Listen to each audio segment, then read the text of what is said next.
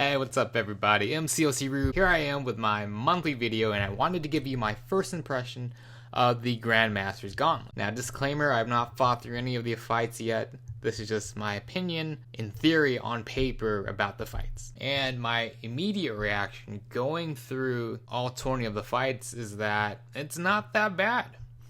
You know, I thought this was going to be some like unit grabbing, 5 million health pool, Abyss type BS fights, but to my surprise, the fights are kind of just beefed up, pesky Alliance War defenders. It's closer in difficulty to the boss rush event we had earlier in the year. It's nowhere near Abyss type length, time investment, unit investment I thought it was gonna be. Like a quarter of these fights are just annoying Alliance War defenders. Mix and match their Korg right here. There's shifting immunity thing. Stun immune Dragon Man, One Eye Open, Spider Gwen, Nightcrawler. These are like tricky defenders you would see in like high tier Alliance War. And honestly, that's not that bad. Speaking of not bad, health pools are very fair. They're about 600k. I thought they'd be in the millions range. But 600k, that makes my favorite player, Quake, viable for half the fights. And so for a low-skilled player like me who uses Quake and Ghost to cheese through the game, Quake can literally do half these fights.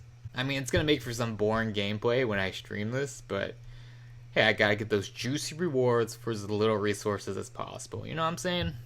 I'm not going to go and read through all the notes for you because I'm sure you can read. I think the most difficult fights are definitely going to be Mojo. He has this thing called Staggering Beauty where he staggers you like crazy. Just combining that with his degen, like you could degen really quickly if you don't turn off your decks. I think the Killmonger fight's gonna be tough. I think Nick Fury with kinetic transference and vigor will be kind of hard.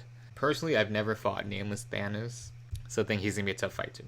But other than that, health pools very fair. The nodes aren't too crazy, and you can Quake half the fights. So yeah, I thought this was gonna be like a Abyss type difficulty length unit wise, but it's closer to the, as I said, like the boss rush that we had earlier in the year that was like 20 consecutive fights or something. So here's my team. I'm going to be using Quake for half the fights, as you can see here. You know, for Doom, I'm gonna use Quake. There's nothing Quake can't handle. You know, Quake is Quakey, Quack, Quake.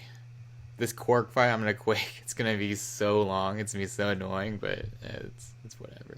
I have a rank 3 Human Torch. He's unawakened, so I can only use my pre-fight once. But Human Torch, he's gonna take down all the annoying Mystics, and I'm thinking I'm gonna use the pre-fight for this Mojo. I'm scared of that degen damage, and I think a regular Human Torch can take care of Weapon X, Dragon Man, Sasquatch. My next champion is gonna be Nick Fury. He's gonna be my evade counter for the people that Quake can't counter. So that's gonna be Spider Gwen here, with One Eye Open. It's gonna be this Void. Probably the answer to this Nick Fury as well. And I'm thinking for my 4th spot, Warlock would be a good character. And initially I thought he'd be a good counter to APOC and Killmonger, but they have Coolant Link and some other node where if you're a robot and you're immune to a bleed, it does shock damage instead. And so initially I was thinking Warlock, but I might switch that to just like a bleed immune or a different tech that isn't a robot. This isn't that bad of a challenge. You just bring in literally the best characters in the game in Quake, Human Torch, Nick Fury, Warlock, and you're chilling. This shouldn't take that many units. I think it should take less units than what it costs to do an Abyss run. So I'm excited. I'm looking forward to this content I'll be doing later. Let me know in the comment section what you think of the Gauntlet, who your counter is going to be, what your team's going to be, if you disagree with my opinion, if you're going to be using Quake. If I can't use Quake, I struggle in this game. Like this video if you resonate with that. Yeah, but let me know your thoughts about the Gauntlet below, and I hope you have a wonderful day.